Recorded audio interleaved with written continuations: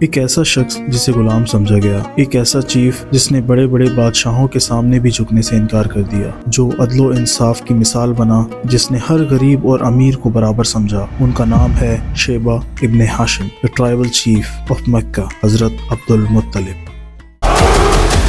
أَلَمْ تَرَ كَيْفَ فَعَلَ رَبُّكَ بِأَصْحَابِ الْفِيلِ۔ سکون سے زندگی گزارتے ہوئے مکہ والے نہیں جانتے تھے کہ دور بیٹھا ایک بادشاہ ان کی مقدس سرزمین پر قبضہ کرنا چاہتا ہے۔ ایک روز بہت سے شہروں کو فتح کرتا ہوا ایک لشکر، جسے قرآن نے ہاتھیوں کا لشکر کہا، دھیرے دھیرے تباہی مچاتا ہوا مکہ کی طرف بڑھ رہا تھا۔ ہاتھیوں کے لشکر کا کمانڈر ابراہا، جس نے مکہ سے دور اپنے لشکر کو وادی المحصر میں روک دیا اور وہیں خیمے لگا کر مکہ پر چڑھائی کرنے کا منصوبہ بنانے لگا۔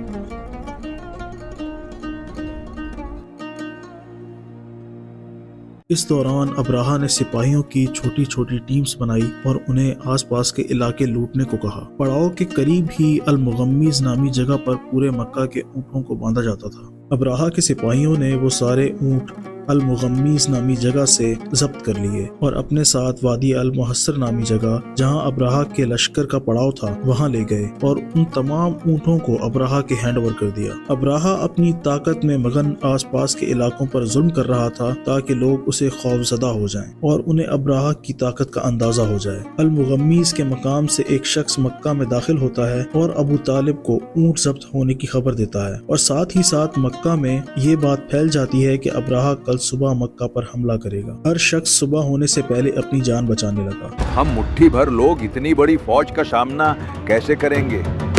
اور دوسری طرف عبد المطلب اونٹوں کی خبر ملتے ہی چند سپاہیوں کے ساتھ مکہ سے وادی المحصر ابراہا کے پاس جاتے ہیں، جہاں ابراہا کا لشکر مکہ پر حملے کی تیاری کر رہا تھا۔ ابراہا عبد المطلب کو دیکھ کر ہنسنے لگا اور کہا، بہت سے بزرگوں نے مجھ سے رحم کی بھیک مانگی ہے اور میں نے انہیں ان کے لوگوں سمیت معاف کر دیا۔ تم بھی معافی مانگو اور اپنے لوگوں کو بچاؤ۔ میں صرف اس پتھروں کے گھر کو گرانے آیا ہوں جس کے پاس لوگ دور دور سے آتے ہیں، نہ یہ رہے گا اور نہ یہاں کوئی آئے گا۔ عبد المطلب نے پوری بات سنتے ہی کہا، میں یہاں اپنے 200 اونٹ لینے آیا ہوں جنہیں آپ کے سپاہیوں نے قید کر لیا ہے۔ میں یہاں مکہ کے لیے نہیں آیا، تمہارا جو دل چاہے تم کرو۔ میں یہاں اپنے اونٹ واپس لینے آیا ہوں جن کا میں مالک ہوں، جو تمہارے سپاہی مکہ سے لوٹ کر لے کر آئے ہیں۔ اونٹ میرے ہیں، وہ مجھے دے دو۔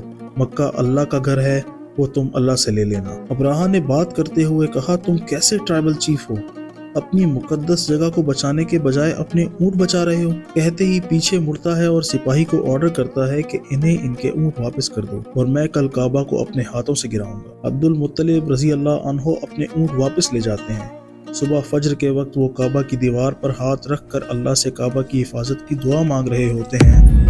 بسم اللہ الرحمن الرحیم۔ اتنے میں بہت سے پرندے آسمان میں گول گول گھومتے ہوئے کعبہ کا طواف کرنے لگتے ہیں۔ دوسری طرف ابراہا 60,000 کے لشکر کے ساتھ ہاتھیوں پر سوار مکہ کی طرف بڑھ رہا تھا۔ کعبہ کی فضا میں گھومتے پرندوں کی شکل میں اللہ کی مدد آ چکی تھی۔ ابراہا کے ہاتھی وہیں رک گئے۔ لشکر میں اس قدر ٹینشن بڑھ گئی کہ سب ادھر ادھر بھاگنے لگے۔ آسمان میں گھومتے ہر پرندے نے اپنی چونچ میں ایک پتھر اٹھا رکھا تھا۔ وہ پتھر اس قدر تیزی سے نیچے آتا کہ جسے چھوتا اس کے جسم کے اندر گھس جاتا۔ کچھ دیر میں ہی ابراہا کا ہاتھیوں والا لشکر ڈھیر ہو چکا تھا اور اس کی تمام طاقت جس پر اسے غرور تھا مٹی میں مل چکی تھی۔ اس واقعے کے بعد کعبہ کی مقبولیت میں اضافہ ہو چکا تھا۔ دور دور سے لوگ کعبہ کی طرف آنے لگے۔ اسی سال مکہ میں آسمان پر ایک ایسی روشنی دیکھی گئی جو اس سے پہلے کسی نے نہیں دیکھی۔ عبد المطلب کے گھر ایک بچے کی پیدائش ہوئی۔ آسمان کی روشنی اور اس بچے کی پیدائش نے یہودیوں کو فکر میں ڈال دیا، کیونکہ یہودیوں کی کتابوں میں اس روشنی کے ساتھ ان کے مسیحا کی پیدائش کا ذکر تھا۔ یہودی بچے کی تلاش میں منصوبے بنانے لگے، لیکن ان کا یقین تھا کہ ان کا مسیحا یہودی گھرانے میں پیدا ہوگا۔ وہ عربز کے گھر پیدا ہونے والے بچوں پر شک نہیں کر سکتے تھے۔ انہوں نے یہودی گھروں میں تلاش جاری رکھی۔ یہاں عبد المطلب نے پیدا ہونے والے بچے کا نام ایسا رکھا جو آج تک دنیا میں نہیں سنا گیا تھا، محمد۔